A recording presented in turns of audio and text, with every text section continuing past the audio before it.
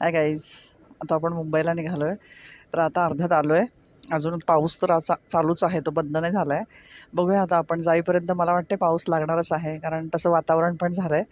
तर पुढे मध्ये गेल्यानंतर ॲक्च्युली मला हायवेला गेल्यानंतर तर असं छान तुम्हाला निसर्ग सौंदर्य दाखवायचं होतं, बट नाही दाखवता येणार, कारण संध्याकाळ झालेली आहे आणि रात्र झाली की ते दिसणार नाही.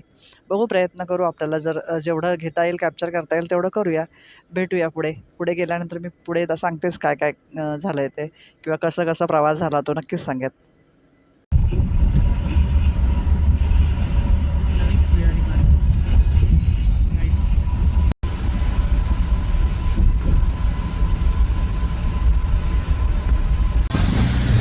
तर काहीच बघू शकता 11 वाजले. आत्ता आम्ही पोहोचलो ठाण्यामध्ये.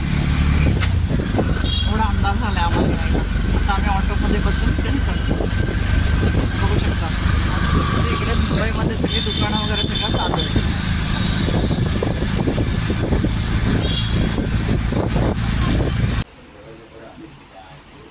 तर काहीच बघू शकता इकडे आईच्या घरी आली. काल यायला उशीर खूप झाला आणि आता आली. सकाळी उठलो उशिरा, नाश्ता झाला, आता भाकरी बनवली. थोड्या वेळाने आता जेवायला घ्यायचं आहे. भाजी झालेली ऑलरेडी. इथे आल्यावर मी भाकरी केलेली आहे. आईची पण गडबड चालू असते जरा, त्याच्यामुळे आता बघूया पटापट आवरते. आजच्या दिवसाचा काही व्लॉग होईल तो तुम्हाला मी शेअर करेल.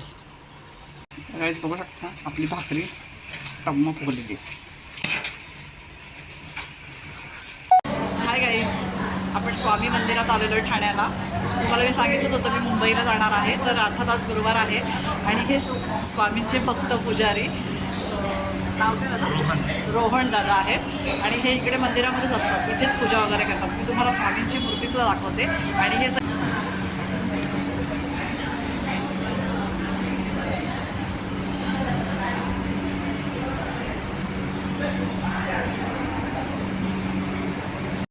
काका आहेत, खूप सेवा करतात इथे.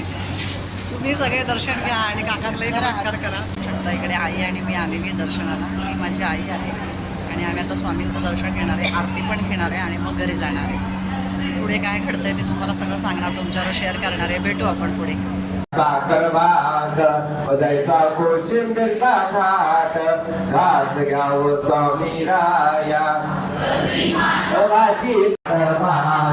स्वामी रूप दाखवावे घास घ्याव स्वामी राया.